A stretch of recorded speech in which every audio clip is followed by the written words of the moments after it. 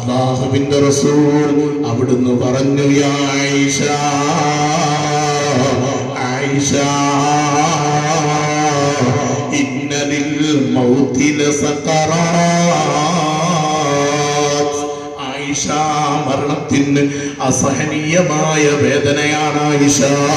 എന്റെ പ്രിയപ്പെട്ട ഉമ്മ, പെങ്ങളെ, സഹോദര, ആരാണ് ഈ പറയുന്നത്?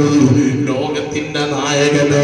മരണത്തിന് അസഹനീയമായ വേദനയുണ്ടെന്ന് ജിബ്രീലിനോട് ചോദിക്കുന്നല്ല, ജിബ്രീൽ ഇതുപോലെയാണോ എല്ലാവരുടെയും റൂഹിനെ പിടിക്കുക എന്ന്?